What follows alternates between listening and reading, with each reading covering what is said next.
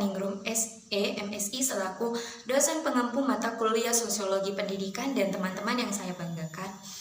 Pada kesempatan kali ini, saya Anita Sari dan anggota dari kelompok 5 yaitu Nafila Amalia dan Kamilatul Hoiria akan mempresentasikan materi tentang memahami anak didik dan kontak sosial edukatif. Adapun pokok pembahasan yang akan kami bahas ada 3, yaitu yang pertama adalah pengertian kontak sosial edukatif anak didik, yang kedua adalah jenis-jenis kontak sosial, yang ketiga adalah bagaimana interaksi edukatif anak didik. Baiklah, kami dari kelompok 5 akan mempresentasikan tentang materi yang akan kami bahas. Pengertian kontak sosial edukatif. Menurut pengertian sosiologi, kontak sosial tidak selalu terjadi melalui interaksi atau hubungan fisik. Sebab orang bisa melakukan kontak sosial dengan pihak lain tanpa menyentuh. Misalnya, berbicara melalui telepon, radio, ataupun surat elektronik. Kontak sosial adalah hubungan yang terjadi antara individu dengan individu lainnya yang merupakan syarat dari sebuah interaksi. Interaksi edukatif atau kontak edukatif adalah interaksi yang berlangsung dalam suatu ikatan dalam melaksanakan tujuan pendidikan dan pengajar atau lebih dikenal dengan istilah interaksi belajar mengajar. Menurut Sardiman, interaksi belajar mengajar mengandung suatu arti adanya interaksi dari tenaga pengajar dan melaksanakan tugas mengajar, serta adanya anak didik sebagai warga belajar. Dalam interaksi ini, pengajar mampu memberikan dan dapat mengembangkan motivasi kepada siswa agar bisa melakukan pembelajaran secara optimal. Yang kedua yaitu mengenai jenis-jenis kontak sosial edukatif.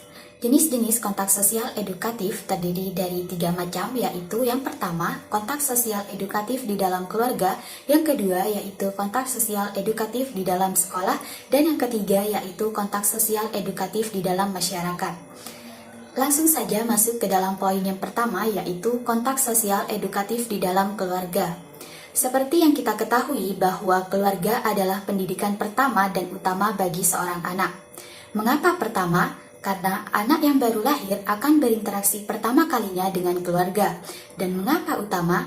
Karena pendidikan di keluarga akan mempengaruhi bagaimana sifat dan karakter seorang anak untuk menjadi bekal melanjutkan kehidupan selanjutnya.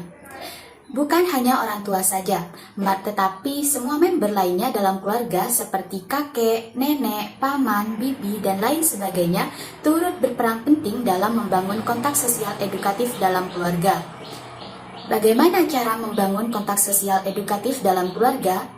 Karena keluarga adalah pendidikan informal dan tanpa terikat sistem, maka hanya perlu membiasakan kebiasaan-kebiasaan yang positif sebagai fondasi yang kuat dalam pendidikan informal. Selama anak belum dewasa, orang tua mempunyai peran yang sangat mendasar dalam pertumbuhan anak dan memberikan bimbingan dasar sebagai bekal anak. Untuk membawa anak kepada kedewasaan, orang tua harus memberi contoh yang baik karena anak suka mengimitasi kepada orang tuanya. Dalam memberikan pembelajaran kepada anak, diharapkan tidak menggunakan cara otoriter, melainkan dengan sistem pergaulan sehingga dengan begitu anak akan senang dalam melaksanakannya. Contoh kontak sosial edukatif dalam keluarga yaitu membiasakan anak membuang sampah pada tempatnya. Anak akan membuang sampah pada tempatnya apabila keluarga sudah terbiasa membuang sampah pada tempatnya. Namun apabila salah satu member dalam keluarga tidak membiasakan hal tersebut, maka niat untuk membiasakan anak membuang sampah pada tempatnya akan sia-sia. Hal ini dikarenakan anak lebih identik dengan orang tuanya atau orang sekitarnya, seperti anak laki-laki terhadap ayahnya atau kakak laki-lakinya, dan anak perempuan ini identik dengan ibunya atau kakak perempuannya. Sehingga pembiasaan positif dalam keluarga tidak hanya berlaku kepada anak, tetapi semua member yang ada dalam keluarga. Yang kedua yaitu kontak sosial edukatif di dalam sekolah. Sekolah sebagai lembaga pendidikan formal yang terdiri dari guru atau pendidik dan murid-murid atau anak-anak didik. Kontak anak didik di sekolah akan memperlihatkan suatu kondisi sosial yang edukatif. Untuk menimbulkan kontak sosial yang edukatif bagi anak didik, seorang guru memiliki peran yang sangat penting dalam proses perwujudannya. Para elemen warga sekolah lainnya tidak kalah penting dalam menciptakan kontak sosial edukatif, misalnya staf administrasi, penjaga sekolah, tenaga kebersihan, dan lain sebagainya. Hal ini dikarenakan sekolah merupakan suatu sistem, sehingga kontak sosial edukatif tergantung pada bagaimana kondisi kinerja sistem sekolah. Jika setiap elemen sistem sekolah tidak dapat berjalan dan berfungsi dengan baik dan optimal, maka kontak sosial anak didik pun akan memungkinkan tumbuh dan berkembang dalam suatu proses pembentukan iklim edukatif bagi anak didik. Sekolah menjadi agen pengganti terhadap apa yang dilakukan oleh keluarga. Seiring dengan intensifnya anak memasuki ruang sosial dari ruang sekolah. Pada suatu saat, inti dari intensitas ini tidak jarang anak didik lebih percaya kepada gurunya dibanding kepada kedua orang tuanya, terutama pada anak usia dini. Menurut Driben, seorang anak belajar kemandirian lebih intensif di sekolah daripada di tempat lain. Hal ini dikarenakan ketika di rumah, seorang anak memungkinkan memperoleh bantuan orang tua ataupun saudaranya untuk mengerjakan berbagai macam tugas. Sedangkan di sekolah, sebagian tugas dan pekerjaan dilaksanakan secara mandiri dan merupakan tanggung jawab masing-masing anak. Contoh kontak sosial edukatif dalam sekolah yaitu peserta didik yang saling berkawanan, olahraga bersama, saling mengajak dan diajak, saling bercerita, dan disiplin. Kontak sosial yang ketiga yaitu kontak sosial edukatif di dalam masyarakat. Dalam keluarga, anak mendapatkan pengawasan dan pembinaan dari orang tuanya.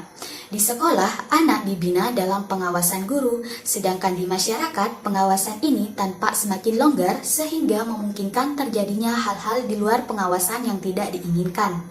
Tonis membedakan pergaulan dalam masyarakat menjadi dua, yaitu yang pertama Gemeinschaft atau persekutuan, yaitu hubungan yang dibentuk oleh kodrat seperti hubungan antara seseorang dengan orang tua, dengan tokoh masyarakat, pejabat, dan dengan tokoh agama.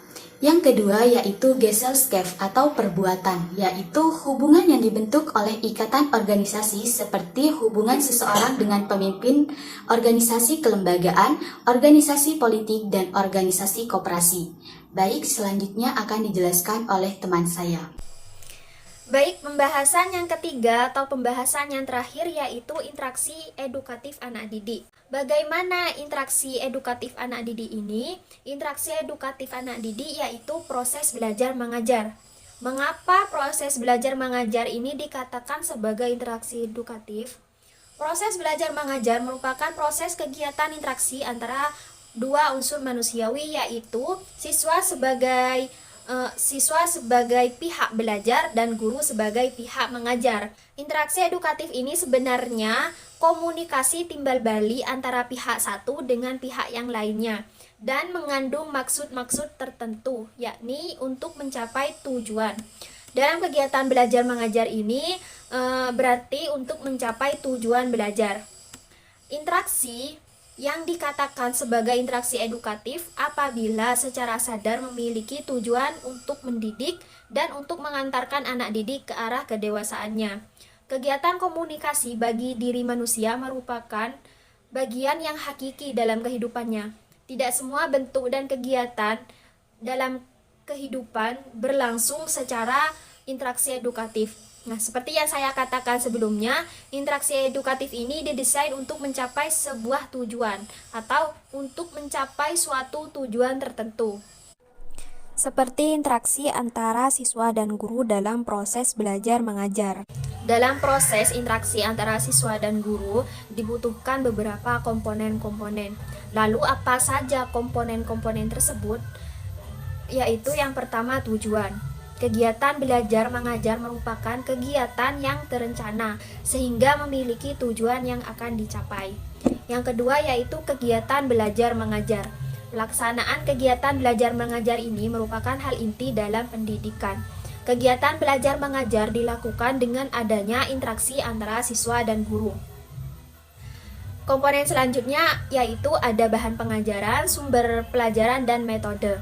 Ketiga komponen ini juga menjadi komponen dasar terlaksananya kegiatan belajar mengajar sebagai interaksi edukatif anak didik.